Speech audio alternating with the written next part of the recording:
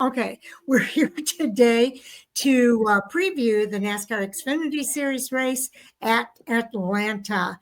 And joining me, well, first of all, I'm Sharon from Fan for Racing, and joining me is Jay. Welcome to the show, Jay.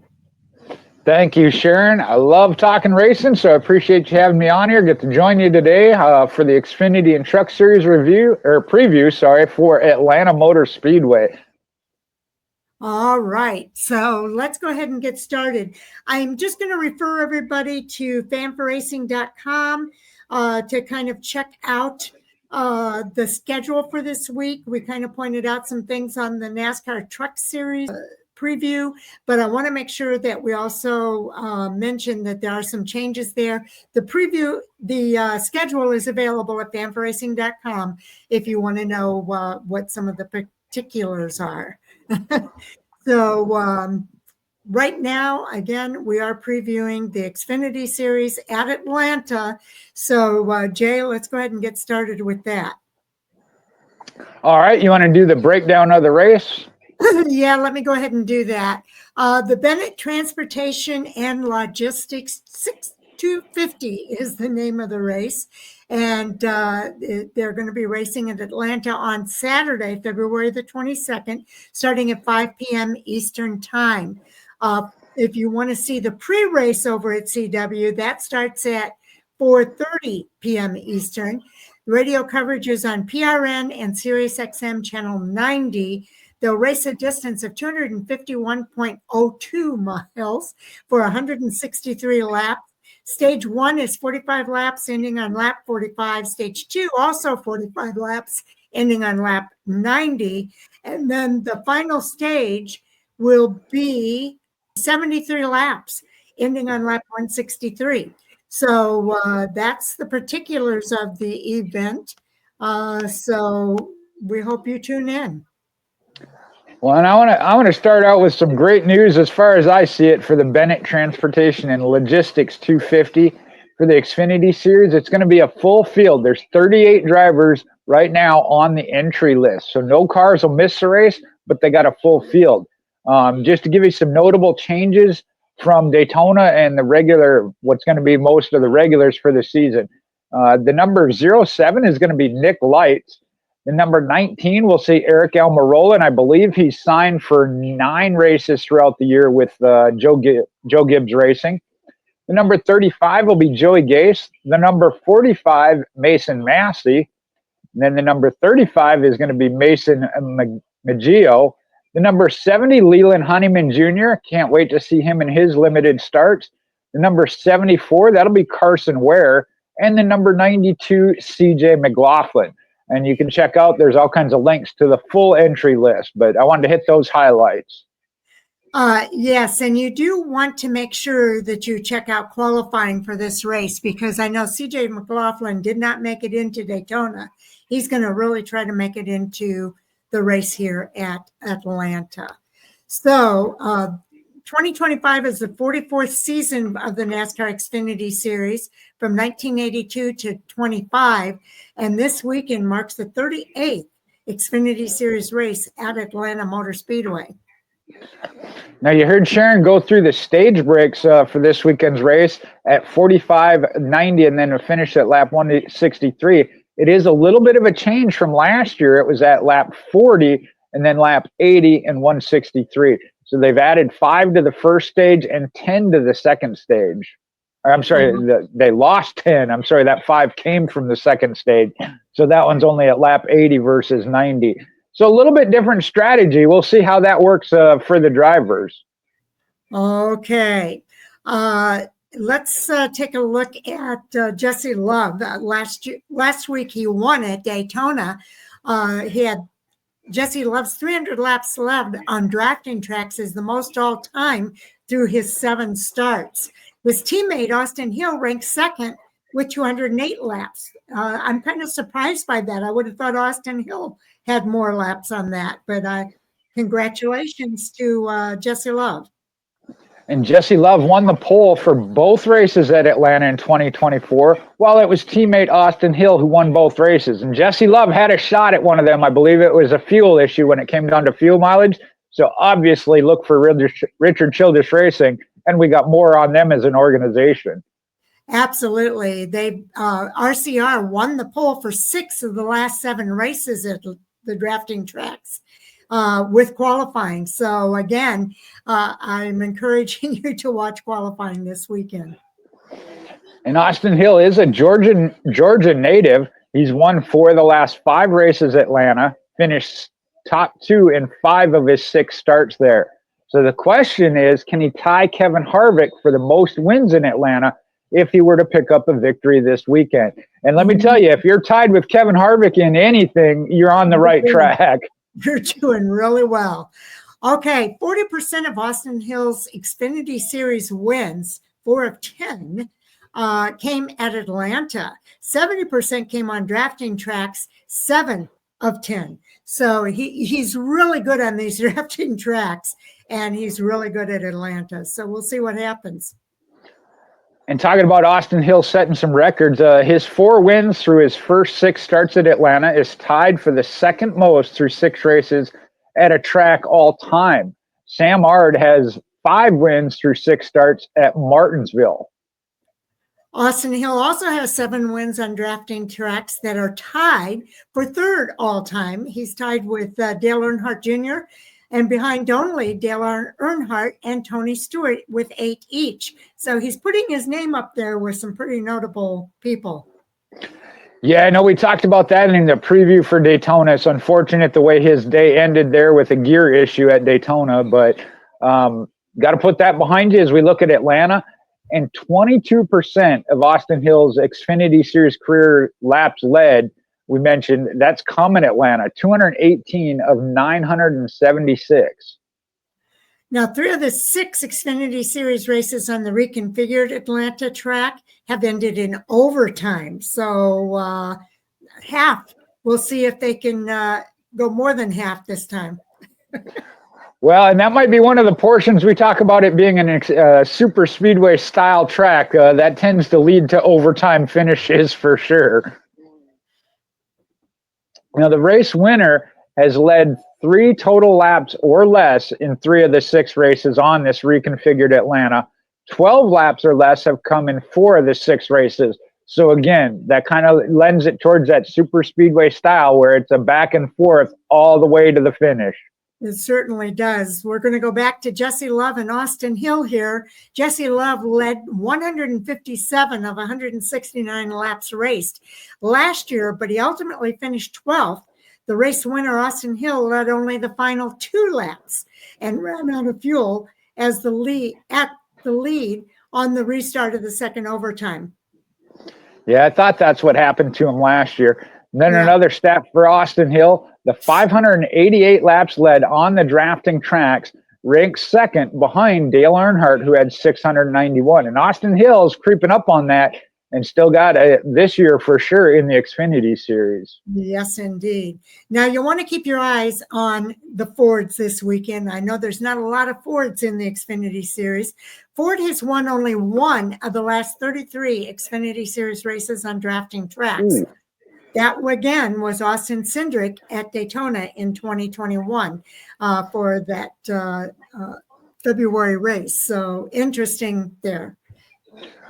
Well, and that's due to Richard Childress Racing because they've won at least one of the drafting track races in each of the last 4 seasons, and a total of won 9 of 18 of the drafting style tracks in the last 4 seasons. And that includes Austin Hill and Jesse Love we've been talking about. Now, Stewart-Haas Racing left, but we still have a Haas factory team. They were the only organization to have more than 1 driver finish in the top 15 at Daytona. Their drivers were Sam Mayer, who finished in 2nd place, and Sheldon Creed had that 3rd place finish. Well, there's Ford's hope right there. And I thought they had a great race at Daytona. We'll see if they carry that into the Atlanta in the rest of the season. Yes. Now, with Jesse Love's win at Daytona last weekend, RCR, Richard Childress Racing, is now 2 wins, just 2, away from becoming the 3rd team to reach 100 wins in the NASCAR Xfinity Series. Joe Gibbs Racing has 215. RFK Racing, which includes it as a Roush and then Roush Fenway throughout the years, has 138. I would not have realized that, Sharon, that they hadn't hit 100 yet. Yes, only 2 races away. I remember reading that last week that Jesse had the 98th win. Sheldon Creed, again from Haas Factory Team, he finished third at Daytona, is riding a streak of 5 straight top 10s that date back to last season. So you mentioned it last week. He's known as Mr. Second Place. So we'll see if he can exceed that and break through the RCR streak here. Well, and just in recent history, Creed has posted the most Xfinity Series runner-up finishes since 2002. He's got 13. The next most is Justin Allgaier with 9. And I don't know the number here, but I know he took over the overall all-time record from Dale Jarrett as far as second place finishes. Not a record you necessarily want to have. A streak of second places. That's amazing. Josh Williams, he's going to be racing this weekend. He's posted 2 top 10s in his last 3 starts at Atlanta. And I get to talk about the rookies. I have all year already talked about how excited I am. And I know, Sharon, you're with me on this. The Xfinity Series Sunoco Rookie of the Year. Right now, Dean Thompson with 37 leads the standings by 1 point over Taylor Gray at 36 following Daytona. Just behind Gray, though, in the rookie standings, you got Carson Kvapil at 33, Christian Eckes at 25, William Sawalich at 12, Connor Zilich at 10, Nick Sanchez at 10, and Daniel Dye 1. And this is after Daytona. Some of the rookies did good, some didn't, but for the year, that's a stacked rookie class. Again, there's 9 of them. We're going to see that change as the season continues, I'm pretty sure. Let's talk about the veteran, Eric Almirola. He's going to be making the first of 9 Xfinity Series starts this year, and with Joe Gibbs Racing. And he's going to be one to watch, because I think when he raced with Joe Gibbs last year, he won quite a few of those races. Certainly is. If he's in the race, you got to look at him as a possible winner when he gets in that number 19 Joe Gibbs Racing machine. Now, speaking of winning, though, if Justin Allgaier wins this season, he'll tie Kyle Busch and Mark Martin for the longest streak of consecutive seasons with a win at 9 each. There's another stat, unbelievable, and to hear Justin Allgaier's name get put with Kyle Busch and Mark Martin when it comes to this Xfinity Series, that's history right there. It certainly is. Sammy Smith right now has the longest streak of Xfinity Series top 10s at Atlanta. He has a total of 3 top 10s there. So watch him this weekend. This one's an interesting one. It involves Kevin Harvick. It's Jeb Burton, though, that can break the tie with Kevin Harvick for the most consecutive drafting track starts without a DNF this weekend. They're right now currently tied with 23 each. That's one that's pretty amazing. Yeah, I know Sharon's got a thumbs up for Burton. That is kind of not a high record as far as top speed or anything, but being running. I mean, to be in it, you got to be running at the end. And Jeb Burton won that no matter what he's in, stays out of trouble. So 23 races without a DNF and could break a tie with Kevin Harvick. That's impressive. And I'll tell you what, it's not easy to stay out of trouble when you're talking about drafting tracks. Indeed not. Okay, 5 drivers from the state of Georgia are entered this weekend in the Xfinity Series race. We've mentioned a few of them. Brandon Jones is from Atlanta. Austin Hill is from Winston. You've got Kyle Sieg from Tucker. Ryan Sieg also from Tucker. That makes sense. And Mason Massey is from Douglasville. And the last thing we got, another historical mark. Jeremy Clements is 2 starts away from becoming just the 4th driver to hit 500 Xfinity Series starts. So good to see that for Jeremy Clements. And I know he's one that's always right on the edge of the playoffs. We'll see what he can do this year. And super speedway racing has been his opportunity races, if you will. Yes, indeed. Okay, so that means that we're pretty much at the end. I'm going to go ahead and run through the schedule for the weekend. I said I wasn't going to do this, but we've got a little bit of extra time here. I'm going to do it. This Friday, February the 21st. There will be Truck Series qualifying at 3 p.m. on Fox Sports 1, their home. And the Xfinity Series will have their qualifying. You'll be able to watch that via the CW app at 5 p.m. Eastern Time. Then we go to Saturday, February the 22nd. This is where I think it's really important fans know that this is happening. The Cup Series qualifying is going to be on Amazon Prime at 11 a.m. Eastern Time. So if you've got it, you'll be able to see it. If you don't, you won't. The Craftsman Truck Series race, again, will be on Fox Sports 1, MRN, and Sirius XM at 1 p.m. Eastern. And the Xfinity, in addition to being on their race, in addition to being on the CW network, you can listen to them at PRN and Sirius XM at 5 p.m. Eastern Time. And then Sunday's race with the Cup Series will be on Fox, PRN, and Sirius XM starting at 3 p.m. Eastern Time. So that's pretty much the schedule for this weekend, Jay. Well, I know we didn't do it in the trucks, and if you want to go back, we can do that. But for the Xfinity Series, I was going to ask who you think the winner is going to be. I mean, with what we covered, obviously there's some givens you're going to have to think about, but who are you looking at, Sharon? Well, I'll tell you what. I'll tell you the Xfinity Series, and then we'll go back and give our Truck Series pick as well. Yeah, I'm just going to say Austin Hill takes it this week. You know, and this is one, that's why I said there are obviously a couple of givens, and we see that you're definitely going to have to go through RCR as a whole, Austin Hill as well as Jesse Love. I really think it is Love's, looking at what he did last year, had the fuel issue. Austin Hill right there with him to capitalize on that. But trying to go with a little bit of an outside pick, you mentioned Eric Almirola with Joe Gibbs Racing. I'm trying to remember from last year where he finished, but I think that's going to be one that they're going to contend with. And believe it or not, I'm going to go with the Fords here a little bit. I know it showed they haven't won on the super speedway style racing, but I was really impressed with Haas Factory teammates Sheldon Creed and Sam Mayer. So keep an eye on those Fords. They might want to break that record they got of not having the wins. Yeah, I think that's good. I was going to say Jesse Love is my second pick. So we'll go with Austin Hill or Jesse Love, and you've got Eric Almirola on there, which is a good pick. He's really good when he races with Joe Gibbs Racing, so it'll be fun to watch. Let's go with the Truck Series. I'm going with Corey Heim. You know, this is another one of Corey Heim, obviously, and Kyle Busch being two right off the top if you're going to take the, as they say, low-hanging fruit. Yep. And it would be tough not to, especially when it comes to Atlanta. Atlanta is one of those very hard tracks. But here again, I think there are some that are mixed in. I'm going to go with the personal favorite, Grant Enfinger. I just... with how he came on at the end of last season to be able to go toe-to-toe with these guys. You got your defending champion, though, Ty Majeski, another one.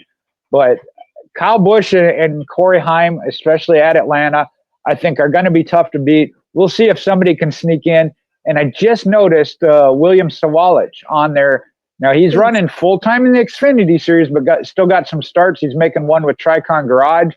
That's another one. Love to see him get in there and get that track time, and had some good runs. So maybe he can sneak in for one. But I think Grant Enfinger is one that's going to mix it up with those top two contenders.